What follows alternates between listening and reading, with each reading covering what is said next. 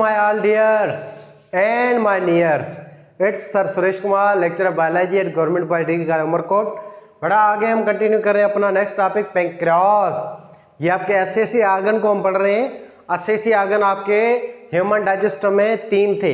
एक था बेटा आपका ये थूक बनाने वाला आर्गन जिसका नाम था सलेवरी ग्लैंड गुदू, जो कि कितने थे 6 और 3 जोड़ियों में थे, जिसको हम डिस्कस कर चुके हैं ओरल कैविटी के अंदर।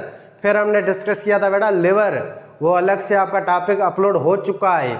लिवर के बाद तीसरा आर्गन है एसेसी आर्गन, आपके जो ये ग्लैंड्स हैं जिसको आप एसेसी आर्गन भी कह सकते हैं, जो डाइजेस्टन में पार्ट लेते हैं, जिसका नाम है पेंक्रियाज लबलबा। बेटा पेंक्रियाज आपको पता है ये वो आर्गन है जो आपका ड्यूअल इन नेचर होता है। ये आपका एंडोक्राइन सिस्टम का भी हिस्सा है और आपका डाइजेस्टिव सिस्टम का भी हिस्सा है। ये दोनों ही सिस्टम में आता है ये आर्गन। तो पेंक्रियाज क्या है बेटा? Endocrine as well as exocrine organ which is found inside the abdomen cavity is called pancreas. ये है पेंक्रियाज की डेफिनेशन। वो आर्गन जो एंडोक्राइन भी हो, एक्सोक्राइन भी हो और पेट के अंदर हो, ऐसा कोई और आर्गन नहीं है। तो ऐसे आर्गन को क्या कहेंगे बेटा? हम पेंक्रियाज कहेंगे, लबलबा कहेंगे। ये लबलबा पेंक्रियाज। पेंक्रियाज आगे देखें अक्यूरेंस कहाँ पे मौजूद है बेटा? पेंक्रियाज मौजूद है अपने पेट के अंदर, एब्डोमेन कैविटी में। ये पेट है आपका, पेट वाले हिस्से मौजूद है आपका। और ये पेट में जो आपका मैदा होता है स्टमक, इस मैदे के थोड़ा सा पीछे मौजूद है आपका पेंक्रियाज मौजूद है, लबलबा पेट के अंदर है और ये स्टमक के बैक साइड में होता है। और पेंक्रियाज आपकी बॉडी में एक ही होता है। तो इसमें क्या है बेटा? पेंक्रियाज एब्डोमेन में बिहाइंड द स्टमक है और ये सिंगल इन नंबर है, ये अपनी बॉडी में एक ही होता है। अब पेंक्रियाज जो इसकी साइज है वो 12 से 15 सेंटीमीटर होती है, 12 से 15 सेंटीमीटर। तब नहीं यूँ समझेंगे आपका जो हाथ है तकरीबन इतना सा इसकी साइज होती है पेंक्रियाज की। अब आगे देखें बेटा, पेंक्रियाज की शेप है लीफ लाइफ। ये लीफ लाइफ है, एक यूँ राड की तरह होता है ये। आगे देखें फंक्शन। बेटा पेंक्रियाज का काम है 2 सिस्टम में, डाइजेस्टिव सिस्टम में भी, एंडोक्राइन सिस्टम में भी। डाइजेस्टिव सिस्टम में ये खाने की डाइजेशन कराता है by production of pancreatic juice. बाकी एंडोक्राइन सिस्टम में ये शुगर को कंट्रोल करता है by production of 2 important hormone called insulin and glucagon. तो ये दोनों सिस्टम में आता है। ये डाइजेशन भी कराता है, शुगर को भी कंट्रोल कराता है। डाइजेशन कंट्रोल कर रहा है तो माना ये डाइजेस्टम का पार्ट है और इस चीज़ को हम कहेंगे एक्सोक्राइन फंक्शन। अगर हार्मोन कंट्रोल कर रहा है, हार्मोन की मतलब शुगर कंट्रोल कर रहा है, तो इसको हम कहेंगे इसका कौन सा काम है? ये एंडोक्राइन सीक्रेशन है और एंडोक्राइन रोल होगा है आपका पेंक्रियाज का। अब देखें हम एंडोक्राइन रोल को पढ़ें। एंडोक्राइन का मतलब होता है बेटा ये पेंक्रियाज जो है, अब पेंक्रियाज के अंदर ये स्पेशल सेल होते हैं। ये आपको ग्रीन कलर का सेल दिखाई दे रहा है, ये रेड कलर का, ये थोड़ा सा ब्लू कलर का। ये सेल है, ये सेल ग्रुप में होते हैं, गुच्छे में होते हैं बेटा। इन गुच्छे वाले, इन ग्रुप वाले सेलों को हम कहेंगे इजोलेट ऑफ लैंगरहैंस। इजोलेट ऑफ लैंगरहैंस, इजोलेट का मतलब है पैचेस या ग्रुप या गुच्छे। लैंगरहैंस एक साइंटिस्ट था जिसने इन सेलों को डिस्कवर किया था पेंक्रियाज से। तो ये वो सेल है इजोलेट ऑफ लैंगरहैंस, या वो सेल आपके पेंक्रियाज के अंदर जो हार्मोन बनाए, जो एंडोक्राइन सीक्रेशन करें, या जो एक पेंक्रियाज है जिसके अंदर जो प्रोटीन के बने हुए मॉलिक्यूल बनाएं जो शुगर कंट्रोल करें, ऐसे सेलों को हम क्या कहेंगे? इजोलेट ऑफ लैंगरहैंस या हार्मोन प्रोड्यूसिंग सेल, या हम कहेंगे एंडोक्राइन सेल। तो एंडोक्राइन ग्लैंड है, इस वजह से आपका पेंक्रियाज कहलाता है, इन सेलों की वजह से एंडोक्राइन ग्लैंड है ये, क्योंकि ये प्रोड्यूस करता है हार्मोन। और ये हार्मोन प्रोड्यूस कौन करता है? इसके अंदर होते हैं इजोलेट ऑफ लैंगरहैंस। ये स्पेशल किस्म के सेलों के गुच्छे होते हैं आपके ये पेंक्रियाज के अंदर। और ये सारे सेल क्या है? एंडोक्राइन सेल्स हैं। एंडोक्राइन का मतलब है कि ये सेल जो भी अपने हार्मोन है वो ब्लड के अंदर छोड़ेंगे। तो जो भी सेल सीक्रेशन अपनी ब्लड के अंदर करेगा तो सीक्रेशन को कहेंगे एंडोक्राइन सीक्रेशन। तो ये हार्मोन सारे के सारे बेटा, ये सेल जो हैं ये सारे के सारे ब्लड के अंदर छोड़ते हैं, ये प्रोड्यूस करते हैं हार्मोन्स। और इन हार्मोन्स का नाम है बेटा दे आर अल्फा सेल होते हैं जो ग्लूकाजन बनाते हैं, बीटा सेल इंसुलिन बनाते हैं, और एक होता है एसएसटी हार्मोन, सोमेटोस्टेटिन। ये 3 टोटल हार्मोन बनाते हैं, ग्लूकाजन, इंसुलिन और सोमेटोस्टेटिन। अब इसमें सेल होते हैं ये इजोलेट ऑफ लैंगरहैंस। अब इसमें से ये सेल है बेटा, इसका नाम है अल्फा सेल, ये अल्फा सेल है, ये बीटा सेल है, ये बीटा सेल है, और ये है डेल्टा सेल। अब ये अल्फा सेल जो होते हैं बेटा, अल्फा सेल एक हार्मोन बनाते हैं, इसका नाम है ग्लूकाजन हार्मोन। ग्लूकाजन हार्मोन अल्फा सेल बनाते हैं हार्मोन जिसका क्या नाम है? ग्लूकाजन। और बीटा सेल जो होते हैं ये हार्मोन बनाते हैं जिसका नाम है इंसुलिन। और सोमेटोस्टेटिन जो हार्मोन इसको बनाने वाले डेल्टा सेल होते हैं। इन 3 किस्म के सेलों को हम कहेंगे इजिलेटा लैंगरेन। अब ये हार्मोन छोड़ेंगे ये सेल आपके ब्लड में। अब होता क्या है, जब हम खाना खाते हैं बेटा, खाना खाने के बाद अपना जो भी ग्लूकोज है वो ब्लड में आ जाता है। फिर यहाँ पे उस ग्लूकोज को हाई शुगर, जो शुगर हाई हो जाती है, उसको मेंटेन करने के लिए आपका ब्रेन मैसेज देगा आपके इस पेंक्रियाज को। फिर पेंक्रियाज के अंदर बीटा सेल स्टिमुलेट होगा। फिर बीटा सेल जो है ये रिलीज करेगा, जब शुगर हाई होगी तब ये रिलीज करेगा ये हार्मोन जिसका नाम है इंसुलिन। ये प्रोटीन है, ये प्रोटीन का बना हुआ हार्मोन है इंसुलिन। ये बीटा सेल जो है ये छोड़ देगा ब्लड के अंदर, खून की नाली में। खून के जरिए ये बेटा हार्मोन जाएगा आपके इस आर्गन में जिसका नाम है लिवर। इंसुलिन जो है ये हार्मोन काम यहाँ पे करेगा लिवर में। लिवर में जाके ये इंसुलिन जो है बेटा, जो ग्लूकोज हाई लगा पड़ा है उससे सारे ग्लूकोजों को आपस में मिला के ये बना देगा एक बड़ी सी शुगर, और इस बड़ी सी शुगर का नाम है हमारा रिजर्व फूड, या इसको हम कहेंगे ग्लाइकोजन। या फिर आगे ग्लाइकोजन के बाद ये और क्या बनाएगा, फैट बनाएगा, लिपिड बनाएगा, प्रोटीन बनाएगा। यानी कि एक्स्ट्रा जो शुगर है उसको ये कन्वर्ट कर देगा हमारे रिजर्व फूड में, या स्टोर कर देगा ये चीज़ें लिवर के अंदर, फिर आगे अपनी मसल्स में। ये काम है आपके इंसुलिन का, हाई शुगर को नॉर्मल करना। ऐसे इसके अपोजिट एंटागोनिस्ट हार्मोन आता है जिसका नाम है ग्लूकाजन हार्मोन। बेटा ये ग्लूकाजन हार्मोन रिलीज करने वाले ये अल्फा सेल होते हैं जो ग्लूकाजन रिलीज करेंगे।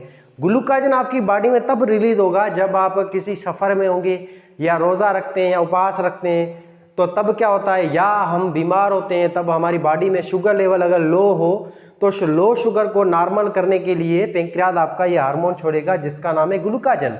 ये अल्फा सेल छोड़ेंगे, ग्लूकाजन छोड़ेगा ब्लड में, ब्लड के जरिए हार्मोन आएगा आपके लिवर में।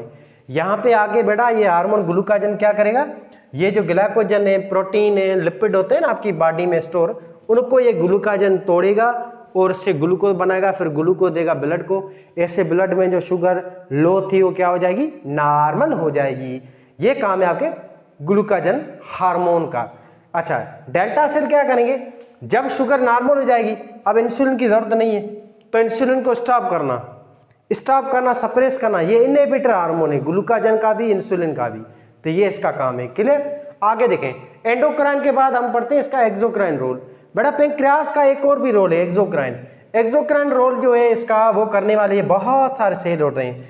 ये ब्लैक कलर के आपको सेल नजर आ रहे हैं, ये बहुत सारे सेल होते हैं। ये 98% आपका पेंक्रियाज है ना, इन सेलों का बना हुआ है। इन सेलों को कहेंगे एक्टिनार सेल्स, या एसिनार या एक्टिनार। अब ये जो सेल है ये 98% होते हैं आपके पेंक्रियाज में। मैक्सिमम नंबर ऑफ जो सेल है आपके पेंक्रियाज में वो एक्टिनार सेल होते हैं। ये वो सेल हैं जो बेटा बनाते हैं पेंक्रियाटिक जूस को। तो ये पेंक्रियाटिक जूस बनाता है लबलबा, जिसमें सेल होते हैं एक्टिनार सेल्स आप पेंक्रियाज, और ये होते हैं सेल 98% ऑफ दी पेंक्रियाज। वो जो सेल है वो 2% है आपके हार्मोन बनाने सेल, इजिलेटा लैंगरेन। ये होते हैं 98%। मैक्सिमम नंबर ऑफ सेल वो ये वाले होते हैं।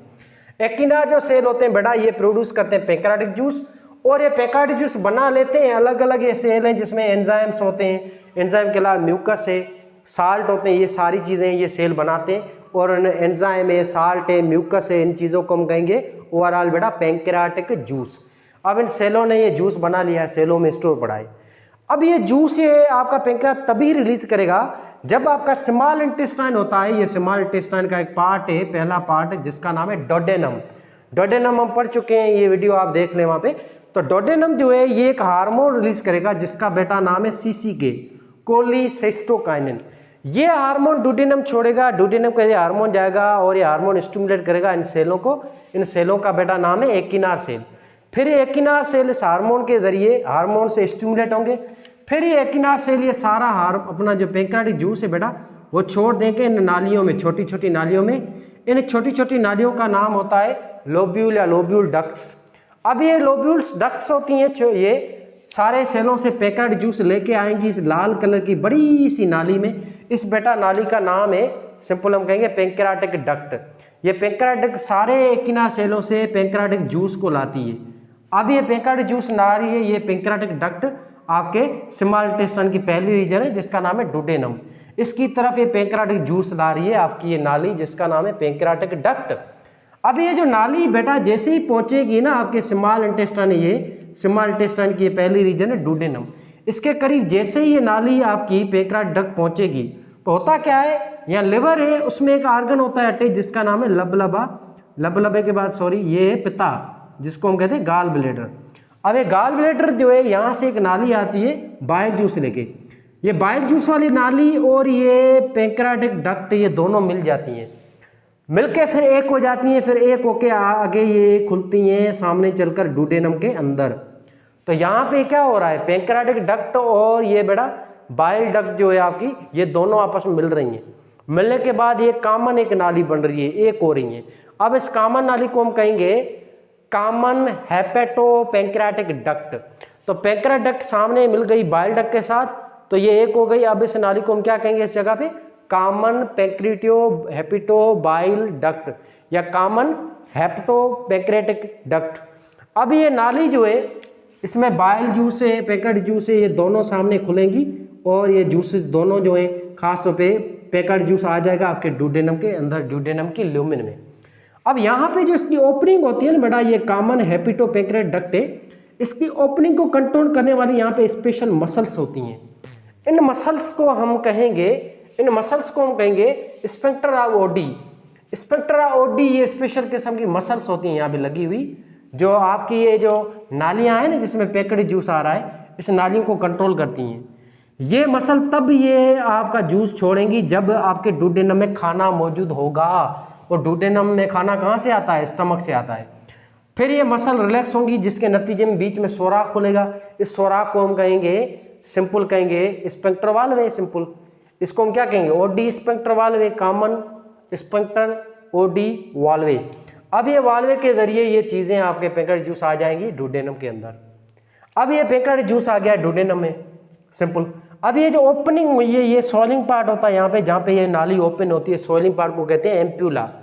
ये थोड़ा सा बड़ा हुआ पार्ट होता है डुडेनम का, जहाँ पे ये आपकी पैंक्रियाटिक जूस जो है रिलीज होता है, एक्सक्रीट होता है आपके डुडेनम के अंदर। और डुडेनम में पैंक्रियाटिक जूस क्या करेगा, केमिकल डाइजेशन कराएगा, क्योंकि इसमें एंजाइम होते हैं। वो डाइजेशन जो बाय एंजाइम हो उसको क्या कहेंगे बेटा, केमिकल डाइजेशन कहेंगे। अब पैंक्रियाटिक जूस जो है बेटा वो क्या करता है, परफॉर्म करता है केमिकल डाइजेशन। अब इसमें अलग अलग एंजाइम होते हैं, जैसे एक एंजाइम है ट्राइप्सिन। अब ट्राइप्सिन जो एंजाइम है इसमें पैंक्रियाटिक जूस में इनएक्टिव फॉर्म होता है, इसकी इनएक्टिव फॉर्म को ट्राइप्सिनोजिन कहते हैं। जिन का मतलब ही इनएक्टिव फॉर्म है। अब ट्राइप्सिनोजिन जो होता है बेटा इसमें इनएक्टिव फॉर्म में एंजाइम होता है, ये एंजाइम यहाँ पे एक्टिव होता है। डुडेनम अपना खुद का एंजाइम छोड़ता है एंटीरोकाइनेज, जो कि इस एंजाइम को एक्टिव करेगा, फिर एंजाइम एक्टिव हो जाएगा और इसकी एक्टिव फॉर्म को कहेंगे ट्राइप्सिन। अब ये ट्राइप्सिन जो एंजाइम है आपके खाने में किसको डाइजेस्ट करेगा, फूड प्रोटीन को।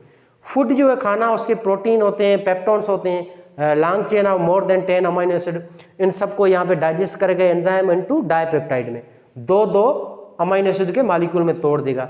ऐसे ये food protein digest. Chymotrypsin milk protein को डाइजेस्ट करेगा। मिल्क के ना दूध में एक प्रोटीन होता है जिसको कैसिन कहते हैं बेटा, उसको ये डाइजेस्ट करेगा इनटू अमीनो एसिड में। तो यहाँ पे आपकी जो मिल्क है उसकी डाइजेशन पूरी हो जाती है यहाँ पे डुडेनम में। ऐसे तीसरा एंजाइम होता है इसमें अमाइलेज।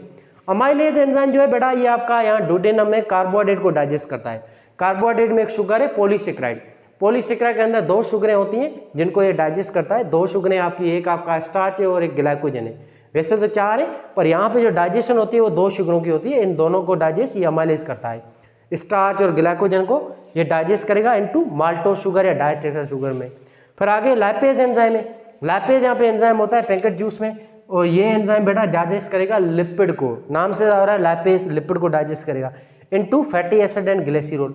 ऐसे न्यूक्लियस एंजाइम, नाम से आ रहा है न्यूक्लिक एसिड को ये डाइजेस्ट करेगा। न्यूक्लिक एसिड डीएनए आरएनए को डाइजेस्ट करेगा इनटू न्यूक्लियोटाइड्स के अंदर। तो इनके नाम से आ रहा है ट्राइप्सिन जो ये प्रोटीन, फूड प्रोटीन, कीमोट्राइप्सिन ये मिल्क प्रोटीन डाइजेस्ट करेगा। अमाइलेज ये अमाइलोज शुगर है, स्टार्च, सिंपल स्टार्च है, ग्लाइकोजन उसको डाइजेस्ट करेगा इनटू माल्टोज। लैपेज लिपिड को फैटी एसिड ग्लिसरॉल में, और न्यूक्लियस करेगा न्यूक्लिक एसिड डीएनए आरएनए को इनटू न्यूक्लियोटाइड में। तो ये 5-6 एंजाइम होते हैं।